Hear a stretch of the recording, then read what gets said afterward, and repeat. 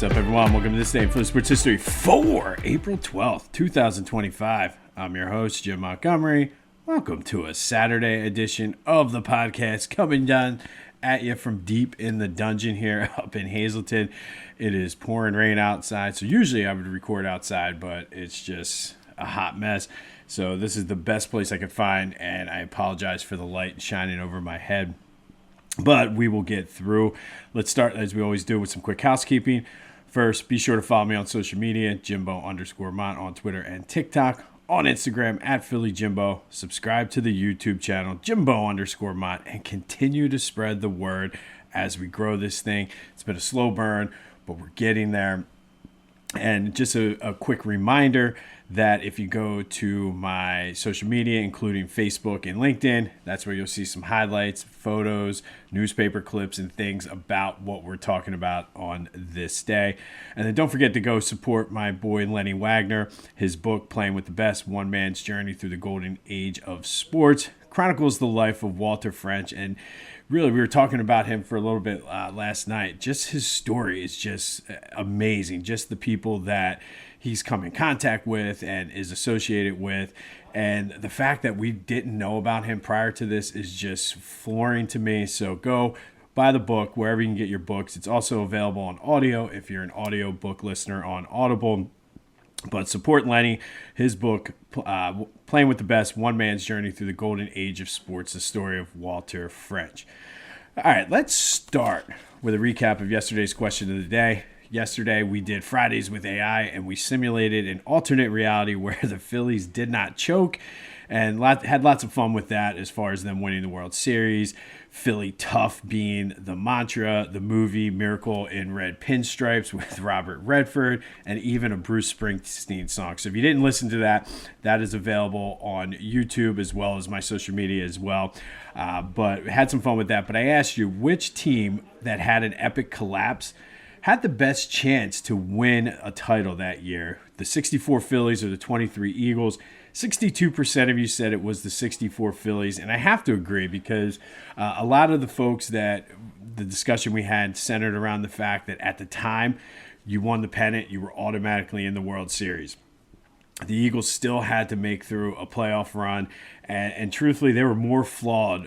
Kyle from Coatesville pointed that out. They were more flawed than what we actually realized. They weren't as good as the 10-1, where the Phillies were good. They just faltered down the stretch, and it snowballed out of control for them. But thank you, as always, for participating in the question of the day. There will be another one later here in the show. All right, let's go to the Phils. And tough one last night, 2-0. The offense managed 3 hits. That's right, 3 hits. Alec Bohm was 0 for 3. Brandon Marsh 0 for 2. Did have a walk. But here we go. And I'm already starting to see it because now they're 0-3 in his 3 starts. That was not on Aaron Nola. That, again, is another quality start by Nola. He gave up 2 runs, struck out 7 in 5 innings. You cannot put that one on Nola. They're just, I guess it's his turn this year to not get any run support. It's just one of those things. Can't put that one on Nola. The bullpen was solid. Like, the offense just couldn't get anything going. Nothing at all. So please don't put this one on Aaron Nola. It is not his fault they lost last night. Look at Alec Bohm, 0 for 3. Today they're back at it. Christopher Sanchez versus Miles Mikolas, who the Phillies have had success against Mikolas, so hopefully that will allow them to break out of the funk they've been in the past couple of games. It does lead to today's question of the day. Boehmer is, I don't know the exact stat, but he's like 0 for his last 15 or something like that, and it's even worse if you extend that out further. Do you sit him for an extended period of time? Like, not just one day. Like, do you set him out for 3-4 games, maybe the rest of this road trip? I think you got to think about it because, as we talked earlier in the week, he's a major liability. But let me know what you think. Should you set Alec Bohm for an extended period of time? 267-495-8531. That's the Back to the Future voice and text line. Get that. Anything else Philly sports related off of your chest. But I think you got to do it. You have to do it. Sixers finally clinched the 5th spot. So if everything goes the way it should, they will keep their pick and have a top 5, top 6 pick. Jared Butler had 25 points last night.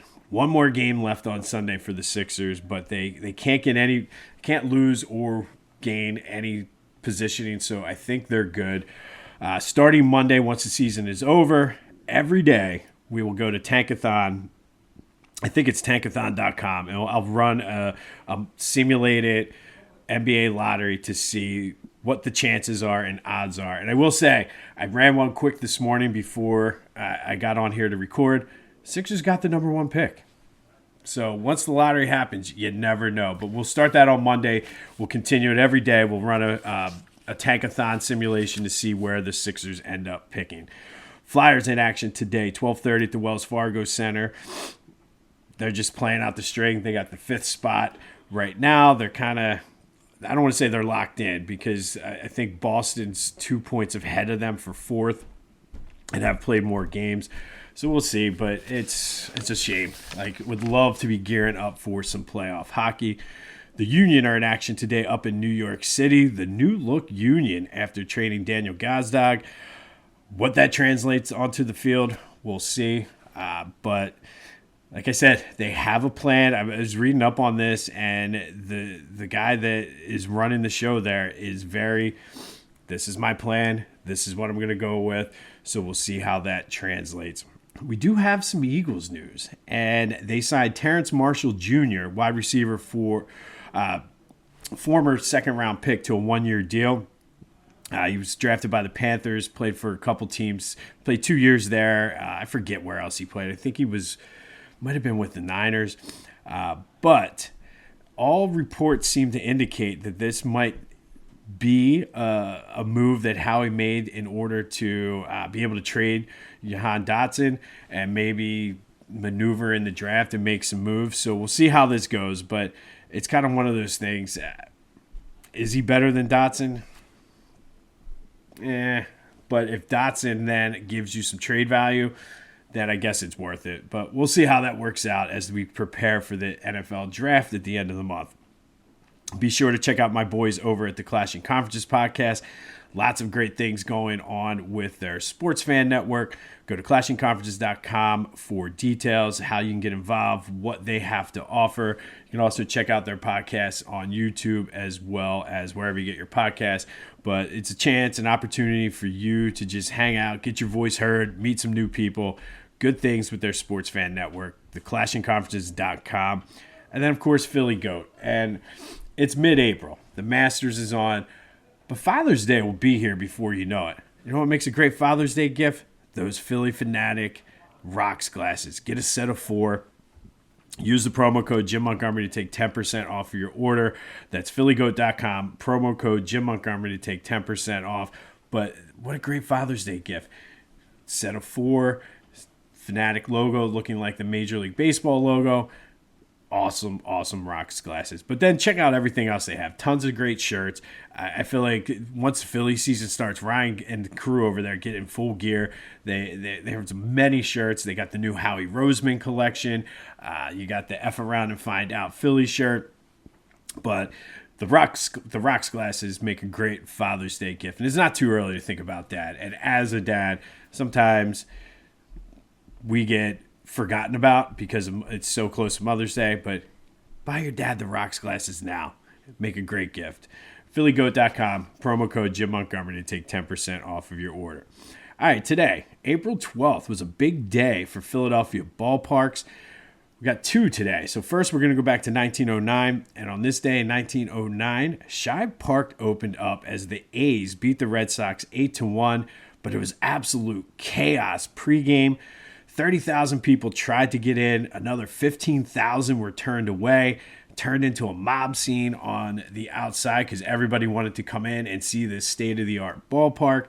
They opened up one of the gates. Hundreds of more came storming in through the gates. There's about 7,000 people, standing room only. Just a ton of people that wanted to see the A's open up this stadium on this day. But it all worked out for the A's as well as Shibe Park. later known as Connie Mack Stadium. The Phillies ended up moving in 1938, even after the A's left then. In 1954, they played there until the opening of the Vet. So on this day in 1909, Shibe Park opened up to a lot of fanfare, and the Athletics beat the Red Sox 8-1.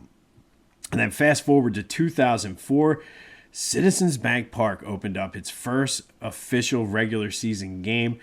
A lot of fanfare, but the team didn't do as well. It was we talked about the opening of the Vet last week and how it was 47. This day wasn't much better, 48 and rainy, just a chilly, miserable day at the park.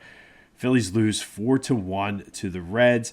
Bobby Abreu hit the first home run ever at Citizens Bank Park for the only run as the Phillies opened up that season 1-6.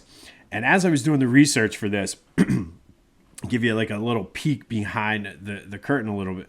I always go to newspapers.com, and looking at the coverage in the Daily News that day, yes, they had a lot of coverage on Citizens Bank Park, but other than just the back page, because if you ever read the Daily News, you know you flip through it backwards if you look at the sports page first.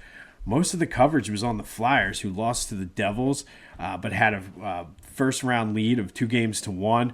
They were the number 1 seed that year and all that, but not a lot of fanfare. The Phillies it just goes to show how far they had fallen. But luckily for Citizens Bank Park, it would see brighter days. But on this day in 2004, Citizens Bank Park, the first regular season game played there, rainy conditions, miserable team. They fell to 1-6, but Bobby Abreu hit the first home run and accounted for the only run for the Phillies that day.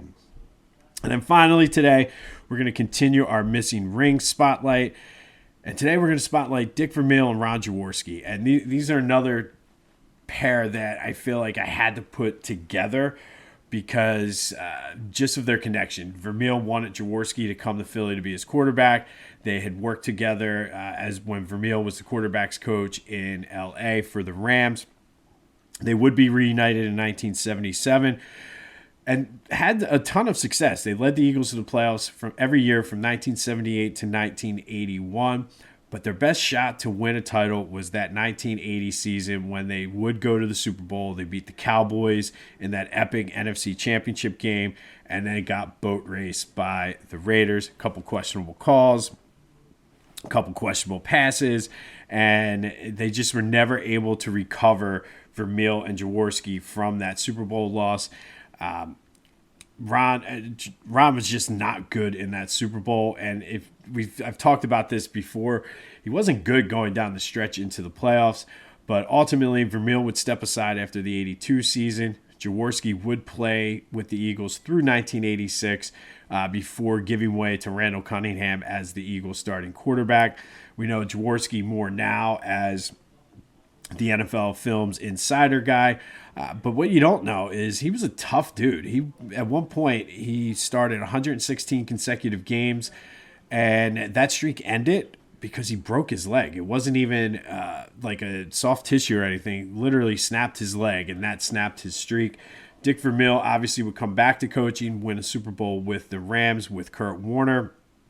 And even though 1980 was their best shot because they were in the Super Bowl, they had a decent shot in 1979 too. They made the wild card, but the way the bracket fell, they had a favorable draw. They were favored in the divisional game against the Buccaneers, but unfortunately did lose to the Buccaneers. But Ron Jaworski, Dick Vermeil, two fan favorites who are our missing ring spotlight today, came up just short, but still both of them are beloved here in Philly. But man, if they could have just won that Super Bowl, their status would have been elevated. So that's our missing ring spotlight, Dick Vermeil and Ron Jaworski. On this day in 2004, Citizens Bank Park opened up with the Phillies losing 4-1 to the Reds. Bobby Abreu with the home run. And then in 1909, Shibe Park opened up with the A's beating the Red Sox 8-1. To much fanfare, standing room only, pandemonium in the streets of Philly, but it would go on to be the home of the A's and the Phillies up until 1971 when the Vet opened. We'll have more on the Phillies, Flyers, as well as more on Sixers Tankathon as we start to run the simulation starting on Monday. So stay tuned for that. Remember, if you haven't checked out Fridays with AI from yesterday, it was a very interesting one on the 64 Phillies. So be sure to check that out. And I'm going to give you a bonus one before I leave here today. A little bit of a fun here on a rainy Saturday.